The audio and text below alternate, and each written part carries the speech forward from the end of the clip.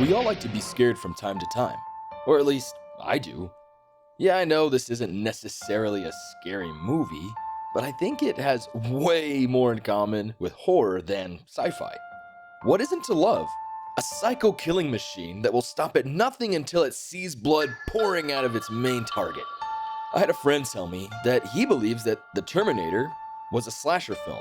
Most times I find myself debating stupid hot takes from movies, but not this time. This time, I really agreed.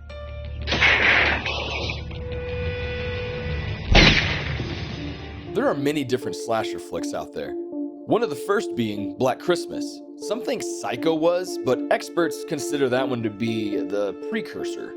Shortly after, we got some powerhouse horror icons in the Texas Chainsaw Massacre, the same year as Black Christmas came out, and then we got the classic Halloween, followed by Friday the 13th, then Nightmare on Elm Street, then we got Child's Play, and of course Wes Craven's masterpiece, Scream. So we've gotten more as the years rolled out, and as I aged like a B horror flick from the 80s, but these are what really solidified the genre we know and love today. And number 3, never, ever, ever, under any circumstances say, I'll be right back. Because you won't be back. I'm getting another beer. You want one? Yeah, sure. I'll be right back! Just like these bloodthirsty, maniacal, murderous maniacs, slasher films have their own loose set of rules that define them. That's why she always outsmarted the killer in the big chase scene at the end. Only virgins can do that. Don't you know the rules? What rules? Alright. I think I can take it from here. Let's look at The Terminator and see if it lines up with the guidelines and tropes of what makes slasher movies so iconic. I'll be back. Arnold Schwarzenegger plays the Terminator, and the Terminator is the antagonist of the film. And let's be honest, he's pretty intimidating. One thing about slashers is that the antagonist should be or should have been human at some point. I mean, that's what makes them so terrifying. It's the fact that they aren't bound by human morals and shunning their human instincts. In the instance of the Terminator, he's a cyborg. Fully armored, very tough, but outside it's living human tissue. Flesh, skin, hair, blood grown for the cyborgs. That makes him part human. But all AI is based on real human creation. Whether or not he is human, he started from real human morals and intelligence. So I'm putting a check mark in that box. He is also very similar to our other slasher antagonists. Like Jason, Freddy, or Michael Myers, he kills without remorse. It doesn't feel pity or remorse or fear, and it absolutely will not stop. Ever. There is one thing he doesn't quite have in common though. Well, the guns. Yeah, basically the antagonist's weapon of choice in a slasher flick is a knife, or in Leatherface's case, a chainsaw. But you know what? Charles Lee Ray used a gun, so I'll let it slide.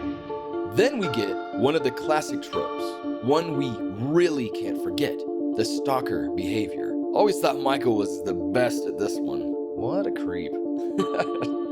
And sure enough, the 101 model be acting real creepy. Searching the phone book, going through Sarah's stuff for a photo of her, and just lurking hard AF. So what? Some of you still probably aren't convinced. Alright, fine. Let's move on to the protagonist then. Alright, first thing, Sarah is a virgin. That's why she always outsmarted the killer in the big chase scene at the end. Only virgins can do that. Don't you know the rules? I know that's weird. I know okay, look, I know it's weird. I don't make the rules of this. At least she is a virgin at the beginning. So we can go ahead and check that box at least until about 1 hour and 20 minutes into the movie. And moving on. Next, and this is a very common trope for a slasher, our protagonist's friends are killed by the antagonist right after doing the spicy tango. There are certain rules that one must abide by in order to successfully survive a horror movie. For instance, number 1, you can never have sex. I mean, come on. That's about as slasher as you can get. Okay, now that we've gotten that out of the way, I think this next trope is what drives the knife into the chest. Sarah is our final girl trope. She finishes off the antagonist, the Terminator, all on her own. You're terminated. Just like Laurie Strode in Halloween, Nancy Thompson from Nightmare on Elm Street, or Sidney Prescott from Scream.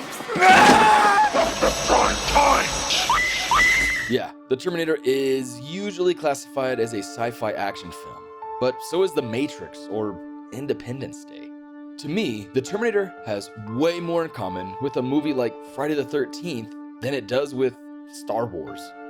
Look, I can always be wrong, but honestly, I think that The Terminator should be put into your next horror movie rotation this next Halloween season.